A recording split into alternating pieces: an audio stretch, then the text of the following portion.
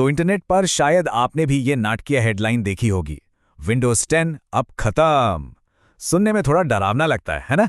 लेकिन देखिए, इस पूरे ड्रामे के पीछे एक असली डेडलाइन है जिसके बारे में हम सबको पता होना बहुत जरूरी है। तो चलिए समझते हैं कि असल में हो क्या रहा है और हमें और आपको अब क्या करना चाहिए।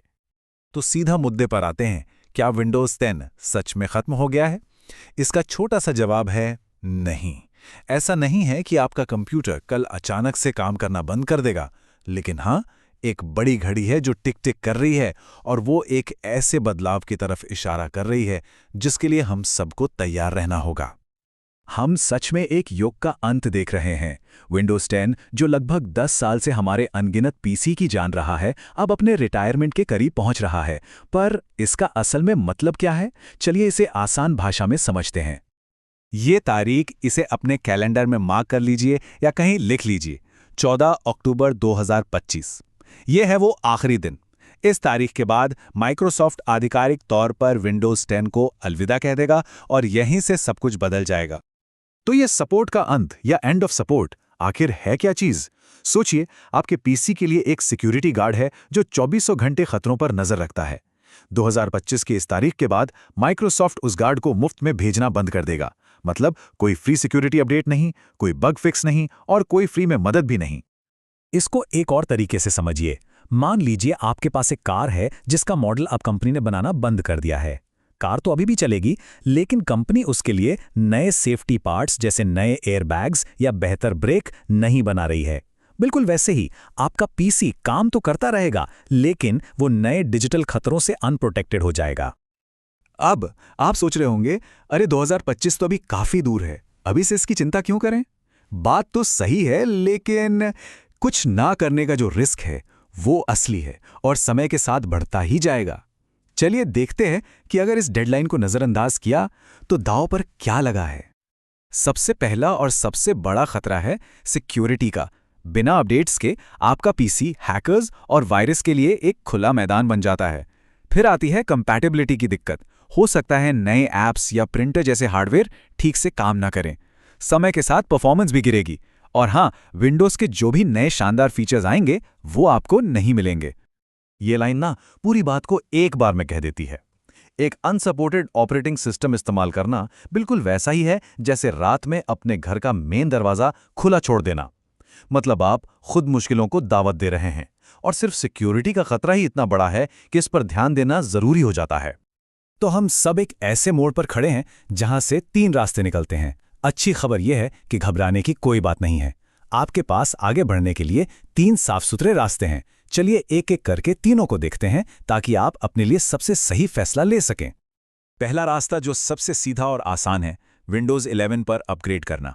अगर आपका पीसी इसे सपोर्ट करता है तो यह सबसे अच्छा ऑप्शन है।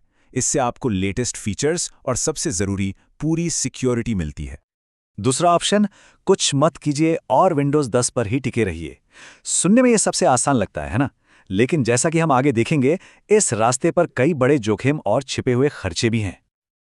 और फिर आता है तीसरा रास्ता, एक बिल्कुल नई शुरुआत करना। अगर आपका हार्डवेयर पुराना है या आप बस एक ज्यादा तेज और मॉडर्न एक्सपीरियंस चाहते हैं, तो एक नया पीसी खरीदना आपके लिए सबसे अच्छा कदम हो सकता है। ठीक है, तो ये 3 ऑप्शन हमारे सामने हैं। अब सवाल ये है कि इनमें से चुने कौन सा। चलिए एक रोडमैप बनाते हैं, इन रास्तों की तुलना करते हैं और ये पता लगाते हैं कि आपके लिए सही रास्ता कौन सा है। ये टेबल देखिए, ये चीज़ों को काफ़ी हद तक साफ कर देती है। विंडोज 11 में अपग्रेड करने पर खर्च और सुरक्षा का सबसे अच्छा बैलेंस मिलता है। ये मुफ्त है और आपको पूरी तरह से सुरक्षित रखता है। विंडोज 10 पर बने रहना अभी तो मुफ्त लग रहा है, लेकिन आप अपनी सिक्योरिटी को दांव पर लगा रहे हैं। और एक नया पीसी आपको सबसे अच्छी परफॉर्मेंस देता है, लेकिन उसकी कीमत भी सबसे ज़्यादा है।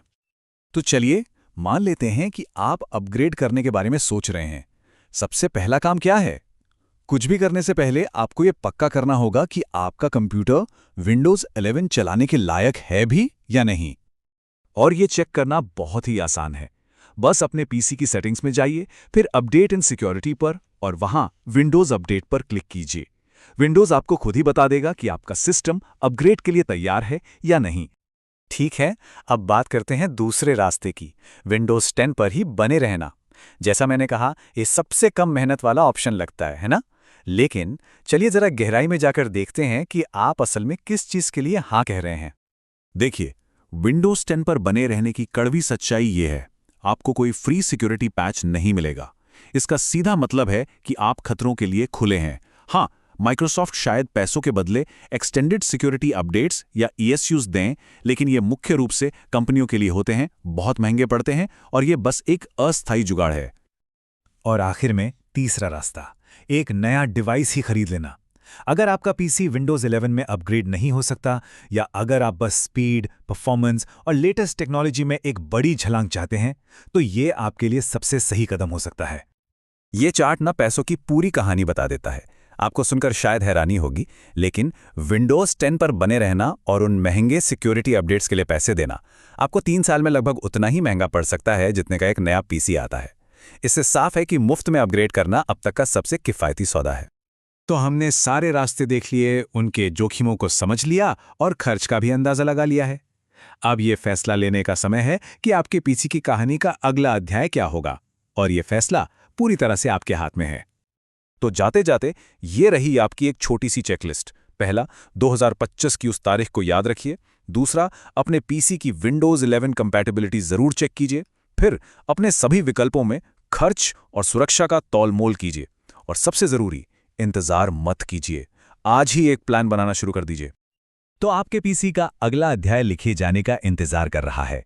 क्या वो एक आसान अपग्रेड की कहानी होगी, एक नए और रोमांचक डिवाइस की, या फिर जाने पहचाने जोखिमों के साथ बने रहने की?